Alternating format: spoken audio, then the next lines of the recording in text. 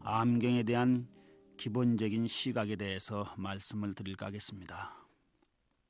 불교에는 대장경이라고 말해지듯이 엄청난 분량의 불교 경전들이 있습니다.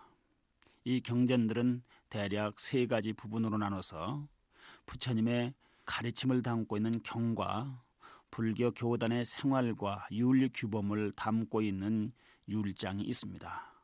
그런가 하면 부처님의 가르침과 유를 중생이 살아가는 역사 현장에서 어떻게 이것을 실천해낼 것인가에 대한 해석서들이 있는데 이것을 논장이라고 얘기합니다.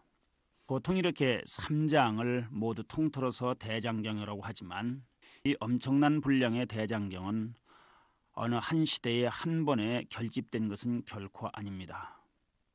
역사적으로 살펴볼 때 수백 년에 걸쳐서 여러 차례에 걸쳐 경전은 그때그때 결집되었기 때문에 우리가 경전을 공부하는 데 있어서 앞서 먼저 경전을 그 성립된 역사적인 배경서부터 간단히 공부하는 것이 보탬이 되리라고 생각합니다.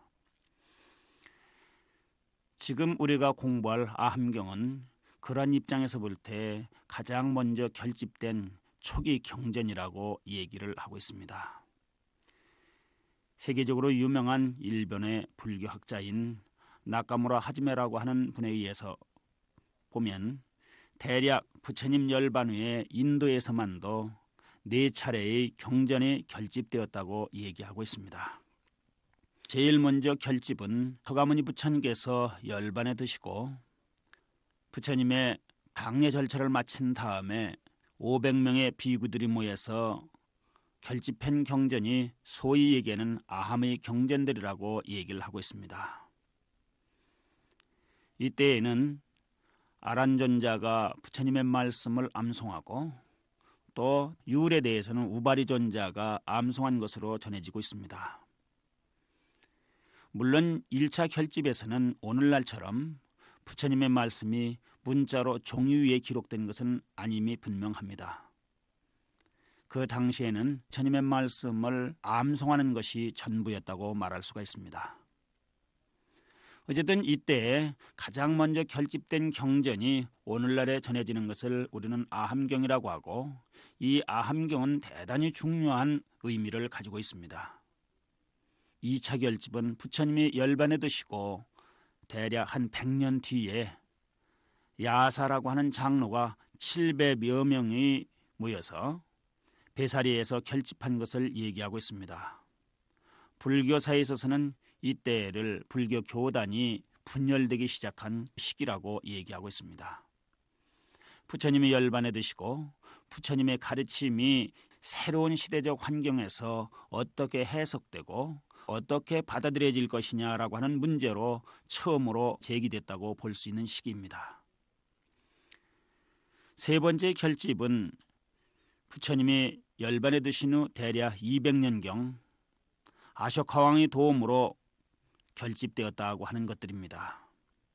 결집의 책임자는 모칼리푸타 티사라고 하는 분이었고 결집 장소는 오늘날 인도의 파트나라고 하는 지방, 그러니까 부처님 당시에는 파탈리푸트라에서 결집되었다고 얘기됩니다. 이때 결집에 참석한 인원은 대략 1000명 정도였다고 얘기를 하고 있습니다. 그리고 인도에서 마지막 결집됐다고 보여지는 네 번째 경전 결집은 기원후 2세기경이었다고 전해지고 있습니다. 제1차 결집에서부터 네 번째 결집에 이르기까지는 대략 600년 내지 700년의 세월이 걸렸다는 것을 우리는 알 수가 있습니다. 이때에는 카니시카 왕의 지원으로 협전자와 세우라고 하는 분이 카시미르 지방에서 한 500명의 비구들이 모여서 결집을 했다고 합니다. 이와는 달리 대승불교 경전들이 결집되는 것은 역사적으로는 정확하게 말할 수는 없을 것 같습니다. 대략적으로 부처님이 열반에 드시고 처음에는 오늘날의 사리신앙, 즉 탑신앙이 전개되었었습니다. 탑을 중심으로 부처님 앞에 기도하고 발언하고 공양하던 제가 불자들의 집단들이 점차 부처님의 가르침을 새로운 시각에서 바라보고 하면서 결집된 것이 대승불교 경전이라고 말할 수가 있겠습니다. 대략 서력 기원을 전후해서 이러한 작업이 시작된 것으로 말해지고 있습니다. 이때 대승경전들도 항상 부처님의 말씀을 표방하고 있지만은 사실은 부처님의 말씀에 기반을 두고 그것을 재해석하고 심화시키고 확대시킨 것이라고 말할 수가 있겠습니다. 그러므로 우리가 훗날에 다시 결집된 경전들을 정확하게 이해하기 위해서는 제일 먼저 결집되었다라고 하는 경전들을 정확하게 알고 있어야 훗날에 결집된 경전들의 이야기가 어디에 근원을 두고 있다라고 하는 것을 이해할 수가 있습니다. 바로 이런 점에서 우리는 아함경에 대해서 중요성을 아무리 강조해도 지나침이 없다고 생각합니다. 대승경전도 한 번에 결집된 것이 아니라 대략 용수보살 이전 결집된 것을 대승불교의 초기라고 얘기하고 그 후에 세친보살이 당시에까지 결집된 것을 중기의 대승경전이라고 얘기들을 하고 있습니다. 그 후 약 7세기까지 밀교가 성립되기까지를 후기의 대승경전이라고 이렇게 말하고 있습니다. 우리는 한마디로 불교 경전 또는 대장경이라고는 얘기하지만 그 대장경의 속에는 이렇게 복잡하고도 엄청난 분량들이 함께 들어있음을 보게 됩니다. 초기경전인 아함경이라고 하는 것도 법화경이나 화엄경이나 금강경처럼 단일 경전으로 되어 것이 결코 아니라는 점입니다. 아까도 말씀드렸습니다마는 종이 위에 문자로서 기록된 것이 아니라서 경전의 내용도 짤막짤막합니다. 쉽게 얘기하자면 오늘날 우리들이 많이 외우고 있는 반야신경처럼 짤막한 경전들이 모여있는 것을 아함경이라고 얘기를 하고 있습니다.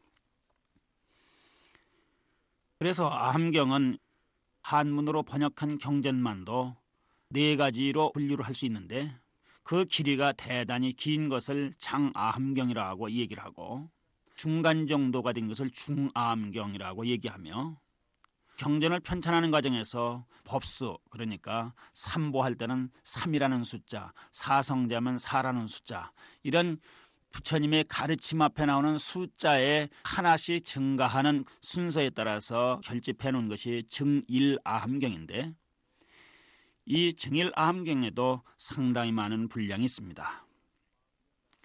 그 다음에 자바함경이라고 하는 것이 있습니다. 자바함경은 부처님의 가르침의 내용들이 비슷한 것들끼리 한데에 정리를 해놓은 형태를 얘기하고 있습니다.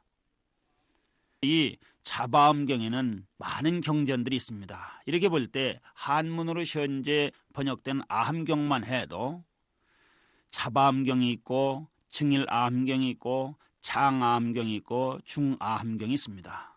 그런가 하면 이러한 아함경에 번역하는 과정에서 빠졌거나 후에 보완된 경전들이 있는데 그것을 별력 자바함경이라고 얘기하기도 합니다. 또는 아함경, 자바함경이라고 하는 이름으로도 전해지는 것들도 있습니다. 한문으로 번역된 이 아함경의 그 숫자를 살펴볼 것 같으면 가장 길이가 길다고는 장아함경에는 무려 30개의 경전이 하나로 묶여져서 장아함경이라고 이렇게 얘기를 합니다. 그러니까 장아함경 속에는 각기 다른 이름들의 경전들이 30개가 있다는 것입니다. 장아함경 제1권에 보면 대본경이 있고 부처님의 일생의 그 행적을 밝혀주는 유행경이라는 것이 있고 외도들과의 사상적인 입장을 서로 밝히는 그 범동경이나 사문과경 같은 것들이 있고 우리들의 중생의 사회가 어떻게 전개되고 발전해 왔느냐라고 하는 것을 밝혀주는 세기경이라고 하는 것들도 있습니다. 바로 이렇게 볼 때 불교 경전의 아함경하면 단순히 하나의 경전이 아니라는 것을 볼 수가 있습니다. 그런가 하면 중간 정도의 길이인 중아함경에는 무려 222개의 경전이 엮여 있는 경입니다. 그 중아함경 중에서 하나 예를 들자면 흔히 독화살의 비유라고 하는 경전이 있습니다. 전유경이라고 얘기하는데 이 전유경의 경전도 바로 중암경이라고 하는 그 경전군 속에 들어있는 하나의 경입니다. 그런가 하면 자바암경이라고 하는 데는 무려 1362개의 경전이 엮여져서 자바암경이라고 얘기를 합니다. 그러니까 그 숫자만 살펴봐도 이 경전이 얼마나 많은 것인가를 알 수 있다는 점입니다. 그리고 증일아함경에는 472개의 경전이 여기에 속하고 있습니다. 우리가 흔히 아함경 그러면 사람들은 화엄경이나 법화경처럼 단일 경전으로 생각하려는 이러한 생각들은 큰 오해이고 그것은 잘못된 이 시각이라고 말할 수가 있겠습니다. 이렇게 중요한 아함경이 오늘날에 상당히 소홀히 취급됐었는데 그런 과정에는 대략 두 가지 이유를 들을 수가 있습니다. 부처님 시대의 경전들, 결집된 인도의 고대 경전들이 우리에게까지 전해지는 동안 많은 시간이 소요됐다는 것이고 그 과정에서 우리가 새로운 문화, 새로운 어떤 그 환경 속에 오면서 아까 말씀드린 것처럼 새롭게 결집되고 재해석되고 하는 과정이 있었다는 점입니다. 또 하나 부처님 당시 인도는 수행자들이 세속적인 권력에 대해서 쉽게 비판할 수가 있었습니다. 그러나 중국이라는 문화 풍토에 들어온 불교는 그러한 세속의 권력, 소위 왕권에 대해서 당시의 수행자들이나 학자들이나 그 누구도 비판할 수 있는 분위기는 아니었습니다. 이러한 문화적 차이 때문에 인도에서 수행자들이 세속의 왕권에 대해서 그 잘못을 지적하고 비판했던 이런 문제가 담겨져 있는 이 초기 경전을 겉으로 드러낼 수는 없었을 것이라고 봅니다. 그런 탓인지 중국의 불교 학자들은 이러한 세속의 권력에 대해서 비판하는 중생의 현실 역사 문제에 대해서 말하는 초기 경전은 보잘것없는 소승 경전이라고 취급을 해버렸습니다. 바로 이렇게 부처님의 역사적인 상황을 잘 말해주는 경전들을 소승경전이라고 소홀히 취급함으로써 불교는 왜곡되기 시작했고 많은 오해를 불러오게도 되었습니다. 사실상 한 인간은 역사적 존재이고 어떤 위대한 사람의 삶이라도 역사적 환경에서의 삶일 수밖에 없습니다. 불교 사상이라는 것도 부처님이 살았던 기원전 6세기의 인도라고 하는 역사적 현장에서의 삶이라는 것입니다. 더구나 부처님은 태자의 신분으로 태어났기 때문에 29살에 출가하기 전까지 왕자로서의 많은 수업을 했을 것이라는 점을 생각할 수 있습니다. 부처님의 가르침은 당시의 중생들이 만나고 있는 삶의 현실의 문제들, 때로는 정치적인 문제, 경제적인 문제, 사회적인 문제, 이러한 모든 문제에 대해서 놀라울 정도로 큰 탁견을 열어주고 있습니다. 이러한 당시의 역사의 현장에서 벌어지는 문제들이 불교 경전에는 대단히 사실적으로 잘 전해지고 있음에도 이 아함경이 소홀히 취급됨으로 인해서 그러한 모습들을 많이 잃어버리게 되었습니다. 앞으로 우리가 내가 아프고 내가 필요하고 내가 부처님을 뵙고 싶을 때 내 집의 문을 노크하는 두드리고 다가올 수 있는 그런 모습으로서의 우리 부처님을 공부하게 되리라고 봅니다. 초기 경전들의 중요성은 부처님이 살았을 당시에 그 구체적인 모습들에 대해서 보여주고 있다는 점에서 많이 중요한 점을 시사하고 있습니다. 그리고 아함이라고 하는 여기에는 한문으로 번역된 경전만 있는 것이 아니고 팔리어에서 번역된 경전들도 많이 있습니다. 팔리어에서 번역된 경전들도 대략 5가지 부류가 있는데 이 시간을 통해서 그 초기 경전들에 대해서도 소개를 해드릴까 합니다. 또 똑같은 부처님의 가르침인데도 이 경전에도 전해지고 저 경전에도 전해지는 것들이 있습니다. 그러한 경전들을 가능하면 소개를 해드릴까 합니다. 그 다음에 초기 경전의 말씀이라고 하는 측면에서 남의 경전을 비롯해서 수타니파타도 함께 내포되어야 될 것이라고 보고요. 부처님의 그 생생한 말씀을 담고 있는 자타카, 부처님의 전생담을 담고 있는 자타카의 이야기들도 말씀을 드릴까 합니다. 엄청나게 많은 분량의 이 경전이기 때문에 다른 어떤 단일 경전처럼 늘 함께 이어지는 것이 아니라 그때에 따라서 경전을 선별해서 소개해 드릴 수밖에 없을 것이라고 봅니다. 앞으로 이 시간을 많이 애청을 해주시고 부처님 당시에 부처님의 가르침이 우리에게 이렇게 다가오고 있었다라고 하는 것을 살펴볼 수가 있습니다.